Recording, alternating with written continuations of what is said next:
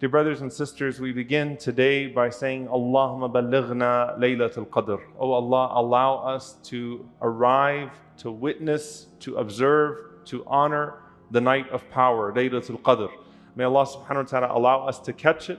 May Allah subhanahu wa ta'ala not make us amongst those who are deprived on its day. May Allah subhanahu wa ta'ala make us amongst those who are forgiven entirely for their sins. Allahumma ameen.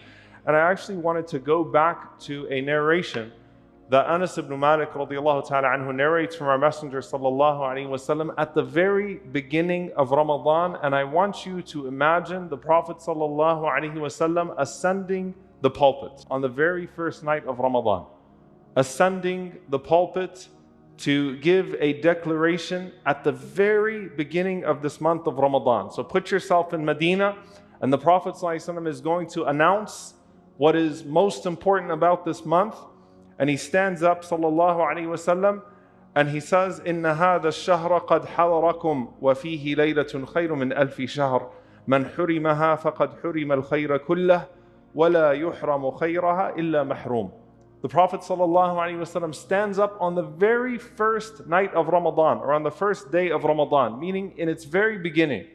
And he says, ﷺ, that this month has come upon you.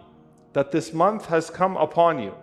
And in this month, there is a single night that is better than 1,000 months. And whoever is deprived of its goodness has been deprived of all goodness, and no one is deprived except for one who is indeed deprived, mahroom. There's so much to unpack from this hadith, but to start off with the very idea that the Prophet ﷺ, as he introduces Ramadan, he chose one thing to focus on in this narration, as if he's telling you ﷺ, in the very beginning of Ramadan, the hunt is on. You have to be looking for that night. And everything about this month is about finding the forgiveness of Allah subhanahu wa ta'ala. And there is no night in this month in which more people are forgiven than this night. And every single thing about this month is about barakah, is about blessing and finding moments of increase. And there is no night of increase like this night in this month. Do not miss out on this month, and specifically don't miss out on this night. There's so much to unpack here. Number one, the fact that the Prophet ﷺ is telling you that the whole month is indeed surrounding one night. And so if a person feels as they look back on the first 20 days and say, I don't feel like I did my best, the prize of the month is still ahead of you. Inna alladhi tatluhu amamak, as Jibreel alayhi salam would say to the Messenger of Allah sallallahu alayhi wasallam, when the Prophet ﷺ did not know if Laylatul Qadr had been achieved yet, that which you seek is still ahead. And so that which you seek is still ahead. No matter what happened in the first 2/3 of the month, that which you seek is still ahead, which is the forgiveness of your Lord and that powerful night, the night of decree. The second thing, dear brothers and sisters, that we unpack from it is how the Prophet ﷺ looked at the one who is deprived on that night. How much do you have to miss out on that night? What a state you have to be in to miss out on that night. But here's the thing. If you read that hadith at surface level, then you can take the notion of deprivation in all sorts of directions. And so I actually want to spend a little bit of time with this. What does it mean to be mahroom? What does it mean to be deprived on that night? What counts as being deprived?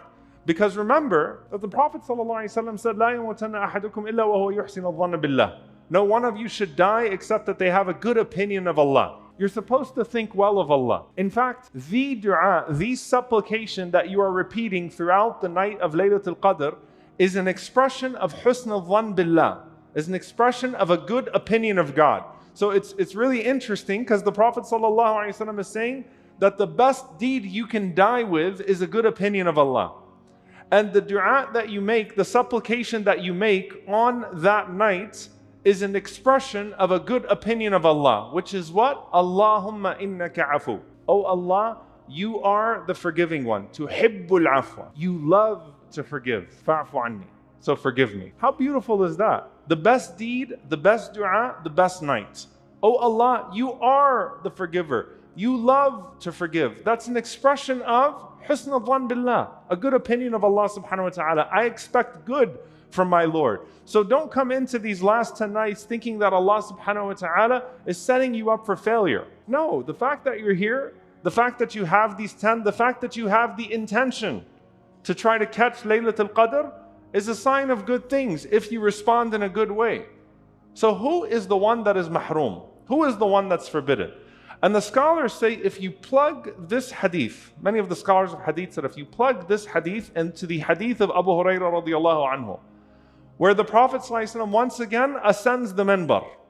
And the minbar of the Prophet ﷺ had its 2 steps to the top. And so every step that he took, he said, Ameen, Ameen, Ameen.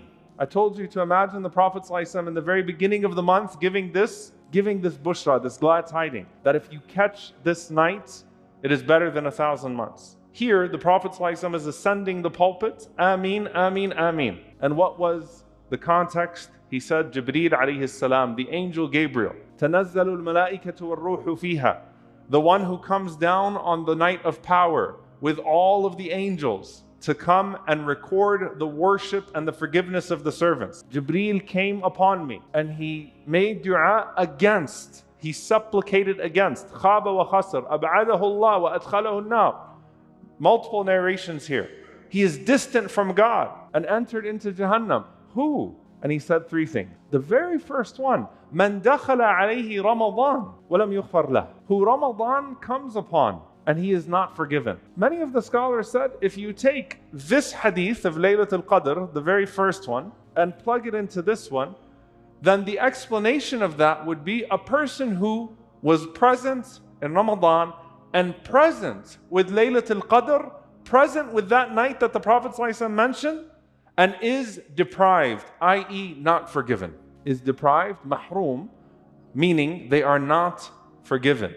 So Jibreel alayhi salam is one who is honored by that night and who honors us by the permission of Allah subhanahu wa ta'ala on that night. And he's saying, what a failure, what a deprived person who has Ramadan enter upon them and leave them without being forgiven.